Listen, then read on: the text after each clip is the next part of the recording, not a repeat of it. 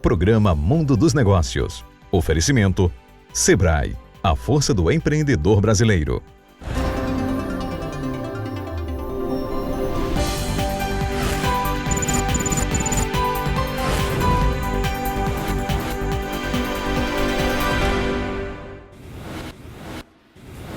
Olá, bom dia. Estamos começando agora mais um programa Mundo dos Negócios. Hoje nós vamos falar aqui com Jonas Alves, do grupo JMT, que vai dar uma panorâmica sobre ações que o grupo desenvolve em 11 estados e também sobre um trabalho novo que o grupo está lançando na área de mobilidade.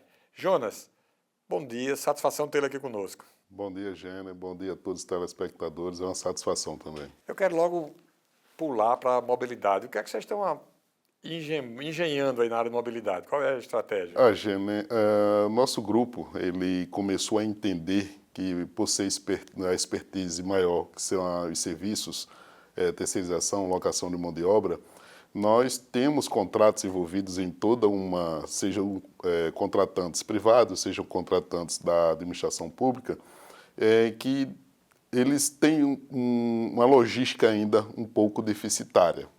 Então, nesse entendimento, onde nós oferecemos, às vezes, um motorista qualificado, locamos um veículo, nós tivemos uma ideia de criar um sistema, um app, que pudesse oferecer um pouco dessa logística mais automatizada. O Cooper Frota nasceu, estamos implantando já no mercado para atender a administração pública, a empresa no seu ramo privado, evitando custos com locação de mão de obra, evitando custo com a locação do veículo e também o custo com manutenção e combustível daquele veículo. Imagina que você, quando tem um contrato dentro de uma administração pública, por exemplo, que tem a mão de obra, o motorista, o veículo, a manutenção e o abastecimento, você substitui tudo isso, seja para um transporte pessoal, seja para um transporte de carga, para um sistema que ele vai atender a você por demanda. Ou seja, ele vai ser um táxi, ele vai ser entre aspas, um Uber. E o próprio órgão, a administração, a empresa, ela vai estar focada somente naquela logística pontual que ela necessita. Quer dizer, só vai usar o veículo na hora que precisar. Exatamente. Não vai haver o risco do veículo ficar parado lá. Não, isso, que aí a ociosidade nesses contratos que às vezes se perduram num tempo por ser mensalistas, por ter tempos determinados, faz com que você pague por um produto ou por um serviço que ele não é usado 24 horas, ele não é usado 7 dias na semana.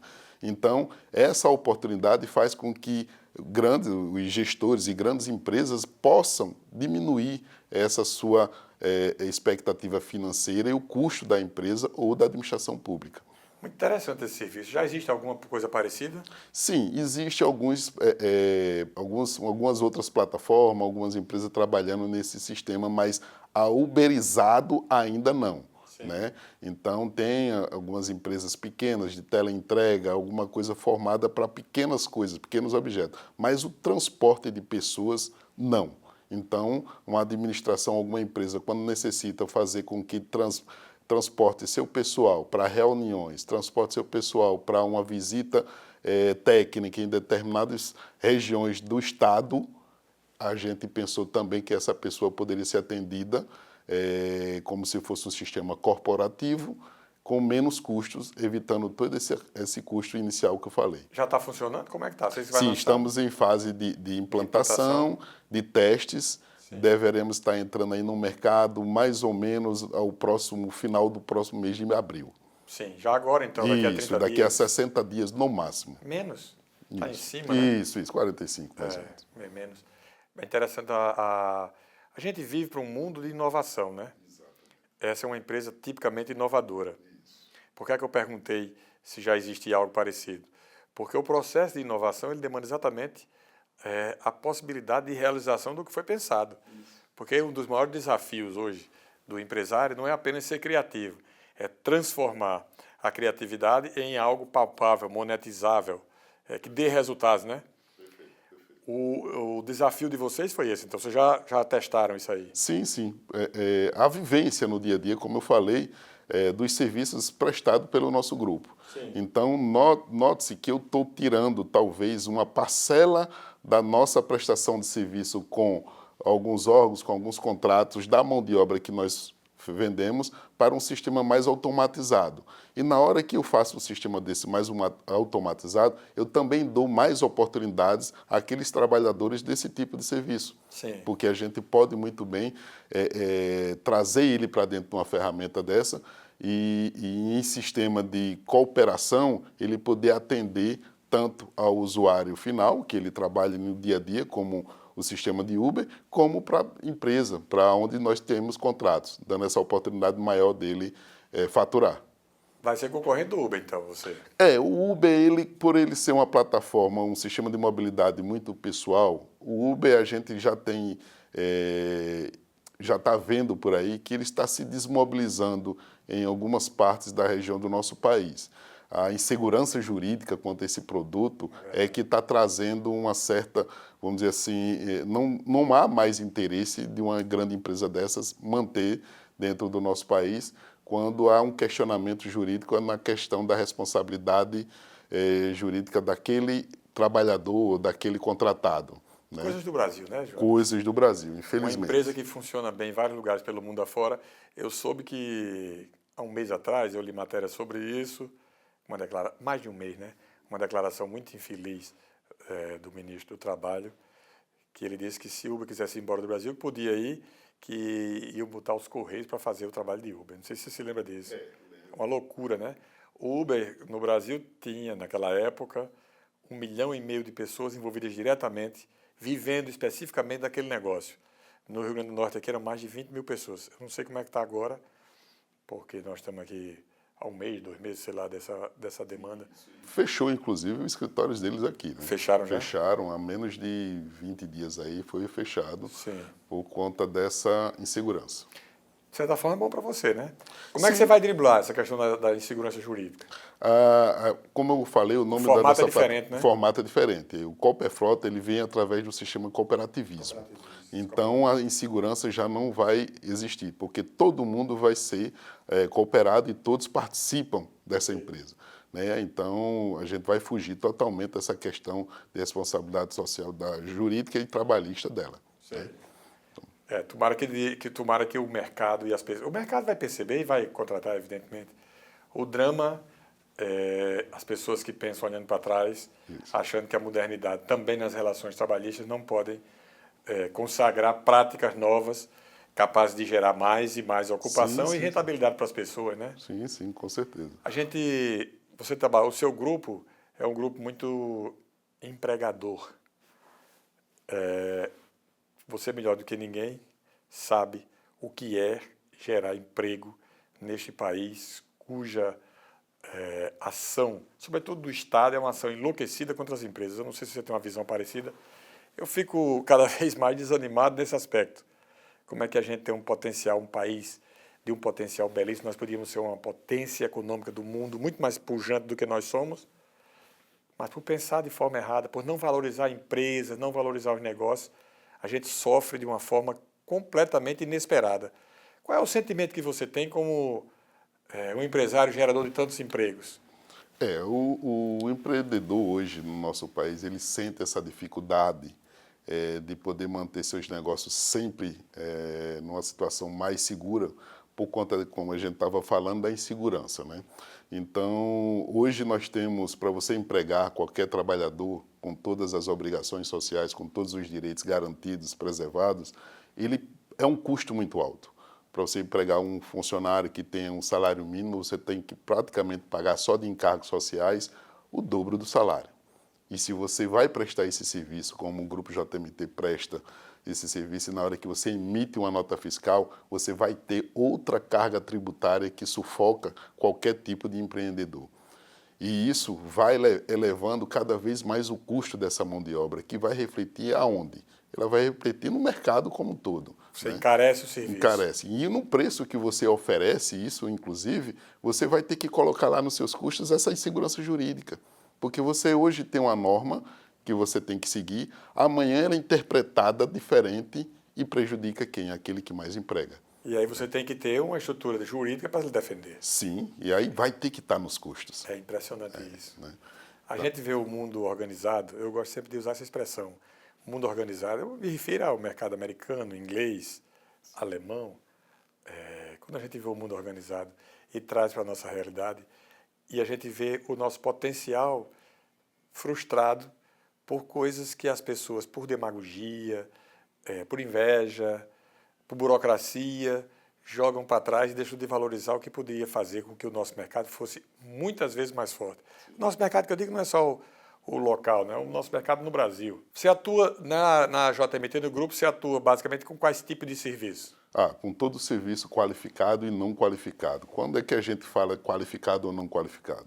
São pessoas que são técnicos, são de níveis superiores, é aquele qualificado que a gente entrega diretamente às empresas, a administração pública que nós prestamos, vai desde um engenheiro, a um médico, a um coordenador, inclusive, da área pedagógica, a um pessoal de nível médio, né, e aquele não qualificado que não tem uma formação mais específica. Então, a gente consegue atender esse pessoal na atividade meio dessas empresas, que podemos oferecer um recepcionista, a questão do jardineiro, a questão de um ASG, um servente de higienização hospitalar. Então, são pessoas que são voltadas, são treinadas, são capacitadas para desenvolver aquela atividade de acordo com as necessidades de qualquer contratante que a gente enfrenta ou que a gente entra no mercado. Você atua hoje, que você falou, em 11 estados? 11 estados. Hoje a gente atuamos em 11 estados, praticamente em todo o Nordeste, mas a região do Centro-Oeste ali, temos o estado do Mato Grosso do Sul, temos o estado de São Paulo, o estado do Espírito Santo ali naquela região. Sei. Assim, o Sudeste também. Há diferenças de estilo na contratação, de dificuldade, de facilidade?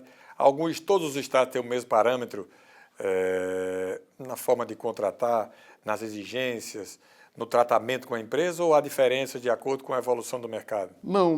A diferença só existe a nível de obrigações, de responsabilidade quanto a seus direitos, porque uma mão de obra aqui, por exemplo, no estado do Rio Grande do Norte, e todas que a gente consegue empregar, elas são regidas por acordo ou convenções coletivas de trabalho. Então, se altera de estado é só a questão salarial, o benefício de um ou de outro, que temos que sempre respeitar. A contratação em si, ela também é muito fiscalizada, seja também de um estado ou do outro, até porque a gente tem que prestar contas com qualquer outro tipo de órgão fiscalizador quanto a essa parte de mão de obra. O que pesa mais numa diferença de um estado para outro é a oportunidade de mercado que alguns estados têm e outros não. Por exemplo, quando a gente atua num estado como São Paulo, a diversidade, as empresas, a região São Paulo é de São basicamente Paulo mercado privado. é um mercado privado, então você enfoca muito mais nisso, você tem uma liberdade maior de negociação. Quando você sobe para o estado do Rio Grande do Norte ou está na região Nordeste, nós, infelizmente, somos limitados a duas grandes metrópoles, que é Fortaleza e Recife, né? Quando não Salvador também, terceiro. Né? Então, o nosso estado, o Rio Grande do Norte, infelizmente, ele é muito pobre de empresas, de grandes empresas que podem apostar na terceirização, nessa logística, nesse tipo de serviço. Então, a gente fica mais voltado para o serviço público, quando não, condomínios e pequenas empresas ou hospitais ou clínicas de médio porte. Vou precisar fazer um intervalo e daqui a pouco a gente continua esse papo aqui com o Jonas Alves, do grupo JMT. Continue, fica aí que é bem rapidinho, a gente vai e volta já.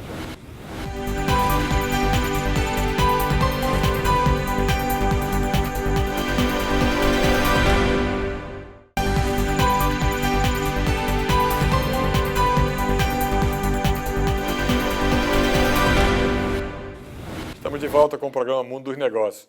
Estou conversando aqui hoje com o Jonas Alves, que é do grupo JMT, que já deu uma explanação aqui sobre um lançamento que ele vai fazer aqui, que ele já fez de uma empresa nova, uma app muito interessante, e agora nós estamos fazendo uma panorâmica sobre a ação do grupo na área de locação de mão de obra, de terceirização de uma forma geral.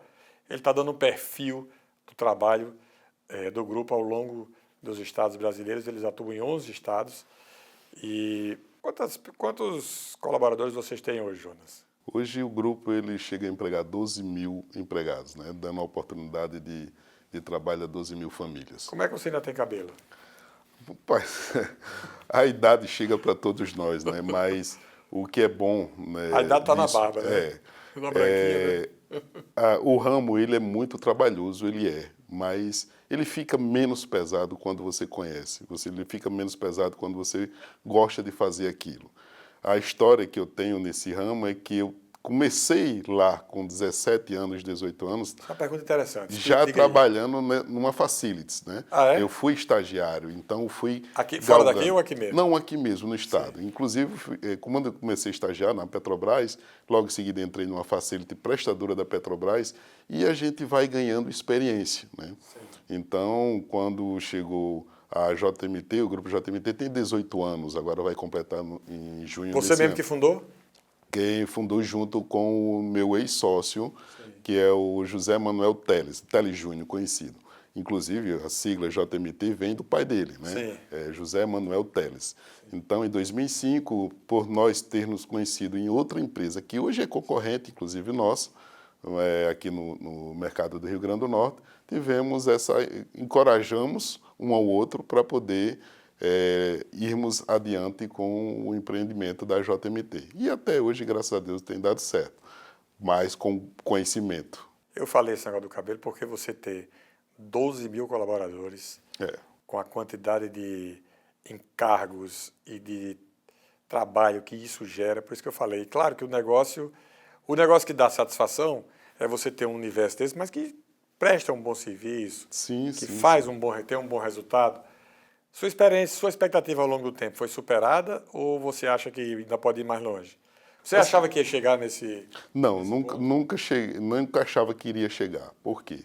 Eu fui, quando jovem, desde pequeno, minha mãe, inclusive, me orgulho em dizer isso sempre onde eu vou, ela é uma aposentada como auxiliar de serviços gerais. Trabalhou em hospital por terceirizada. Então... Aqui? Isso, aqui no estado do Rio Grande do Norte. Você é originário de Natal mesmo? Não, eu sou de São Paulo. Sim. Praticamente só fiz nascer. Minha família toda aqui do estado do Rio Grande do Norte. Minha mãe passou parte da vida dela lá. Foi quando, de fato, eu nasci lá. Meu pai, após uma separação com minha mãe, a família voltou para o estado do Rio Grande do Norte. Então, praticamente só fiz nascer. E eu me dedico, sou totalmente potiguar, porque eu amo o Rio Grande do Norte, né? Então... Toma água daqui, quem é daqui, quando toma água acha normal, mas quem vem de fora tomar água daqui se apaixona. Uma vez eu disse isso para Garibaldi, quando ele era prefeito. Ele era governador. Eu acho que Garibaldi bota uma cancela na porta de Natal, tá vindo muita gente morar aqui, o povo toma água e aí os serviços estão caindo, ele ri. Ele nem se lembra disso. Pois é. Então, nessa história, com a história da minha mãe, que eu estava falando aqui anteriormente, e por começar a trabalhar a minha vida numa terceirizada, eu me dediquei tanto, eu fiz com que dou sempre um gás maior, uma atenção maior, principalmente aquele pai de família que necessita de um emprego, e é onde ele tem mais oportunidade no mercado de trabalho. Porque, por mais que nós prestamos serviço a muitos órgãos públicos, aquele pessoal que está trabalhando ali, ele se sente valorizado porque ele não tem condições de fazer um concurso público. Até porque a atividade maior que nós desempenhamos é aquela atividade meio, que não pode ser feito um concurso. Mas eles são valorizados a partir do momento que tem esta oportunidade, que tem uma atenção melhor pela empresa. A empresa tem cursos que capacitam, que reciclam, tem uma atenção mais próxima desse empregado para que ele possa se sentir mais pertencente e mais valorizado. Quantos são os colaboradores aqui só no Rio Grande do Norte? Hoje, no Rio Grande do Norte, nós conseguimos empregar mais ou menos 6.500 empregados. Metade da força de mão de obra. obra. Da força de mão de obra. É muita gente, né? Talvez Muita gente. deve ser um dos maiores empregadores privados aqui do estado. Na terceirização, na alocação de mão de obra, talvez sejamos o maior, mas em termos de números de CAGED, nós estamos ali entre os 5 maiores. Impressionante, é um volume de pessoas muito grande. Jonas, o que é que satisfaz mais um empresário com esse seu perfil no dia a dia da empresa? O que é que dá mais satisfação a você como empreendedor, como empresário? Eu vou falar agora por mim, né? Porque o empreendedor ele sempre está satisfeito quando a coisa vai bem, quando o seu negócio vai bem. Mas eu, como ser humano, eu prezo muito pelo estado, a satisfação daquele empregado que faz com que a empresa cresça junto. Então, a minha satisfação é com ele. Se ele está bem, a empresa está bem. E logo, nessa satisfação em conjunto, tudo anda, tudo cresce. As dificuldades são enormes, como já falamos aqui de empreendedorismo. Mas a gente sabe que no mundo que nós vivemos hoje, na questão basicamente do nosso país, as dificuldades são enormes, né? Então, a gente tenta medir, diminuir isso, esse impacto chegar a quem depende dos empreendedores, a quem depende da nossa empresa, para que eles realmente tenham uma condição de vida melhor. Se você tivesse o dom de pedir, tivesse a possibilidade de pedir uma coisa que acontecesse para beneficiar a sua empresa, se eu gostaria que acontecesse tal fato, o que é que você pediria? Nunca houvesse inadimplência. A inadimplência, então, é o grande... A inadimplência, sobretudo, deve ser da área pública, sobretudo, né? Isso, existe a inadimplência como todo qualquer segmento que preste serviço à administração pública. A questão da mão de obra, ela é um pouco mais preocupante porque você também é quase que um mero repassador, né? Sim. A partir do momento que você recebe, você também tem obrigações para com o repasse, para com a preservação daqueles direitos daquele trabalhador que está submetido na ponta do serviço, na ponta do trabalho. Quando não recebe, como é que faz? Quando não recebe, a gente não pode, de hipótese alguma, deixar um empregado sem receber. A gente tem que arcar. Então, para isso, tem que haver planejamento estratégico, financeiro, aquela busca do empreendedor como para se manter no mercado, fazer o seu 8, né? Fazer uma situação que tudo possa se voltar para a obediência das obrigações assumidas. Como é que você controla esse exército de pessoal que trabalha com você para saber que as pessoas compareceram, foram lá dar seu expediente, essas coisas? Pronto, aí foi um outro desenvolvimento de uma outra grande ideia que surgiu também dentro do grupo e que a gente jogou também para o mercado. Vou falar agora de um app chamado FacePonto. Então, como idealizador também, com um grande investidor que eu tenho uma sinergia muito bom para essas áreas que desenvolvem tecnologia, nós investimos na criação desse FacePonto, onde hoje a gente controla o nosso pessoal com reconhecimento facial e por geolocalização. Ou seja, se o empregado está aqui prestando serviço de tal hora, uma jornada de trabalho a tal hora, a gente vai saber que ele chegou no trabalho a partir do momento desse ponto com reconhecimento facial, evitando fraudes, inclusive, evitando aquele sistema retrógrado de estar assinando folha de ponto, que é uma coisa que a gente já baniu muito a questão do papel. E esse sistema vai dar, inclusive, analisa para ele, ao nosso sistema, ao nosso setor social, para saber se aquele empregado ele está cansado, se ele está satisfeito, se ele está fadigado. Ele consegue identificar, inclusive, esse empregado na hora do registro do ponto dele. Existe diferença de produtividade entre o colaborador daqui do estado com o colaborador lá de São Paulo, do Espírito Santo ou de outros mercados maiores?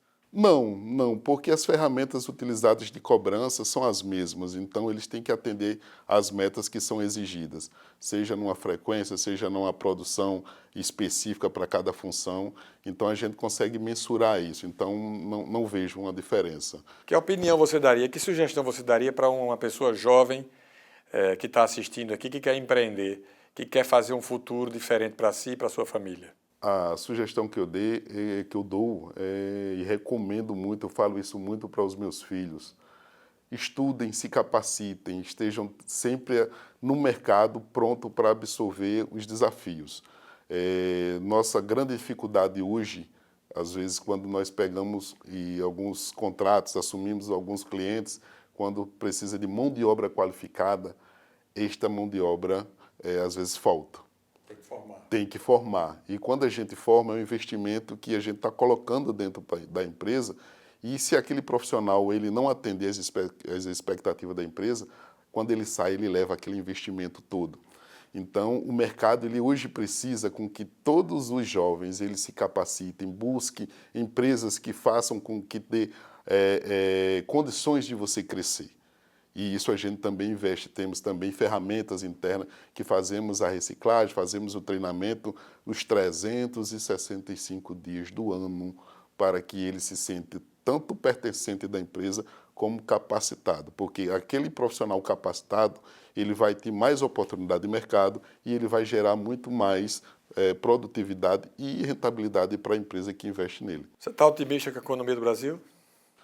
Bem, é um momento hoje cauteloso, né? Todas as vezes que a gente gira a chave, muda um sistema político de uma bandeira de cor diferente, seja ela qual for, a expectativa, eu como empreendedor, é de torcer, seja para qual bandeira ela estiver.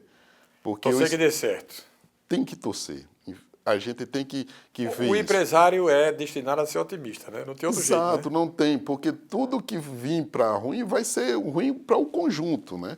Eu escutei muito isso de alguns amigos, até lendo revista, que nosso país é um avião, né? Nós estamos ali dentro e tem um piloto e a gente tem que torcer por esse piloto.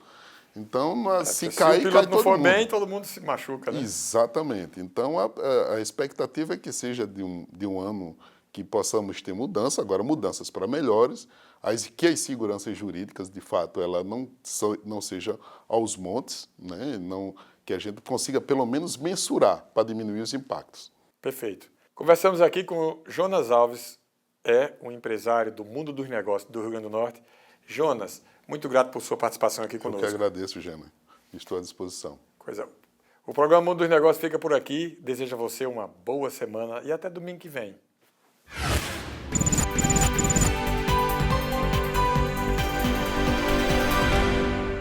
Oferecimento: Sebrae, a força do empreendedor brasileiro.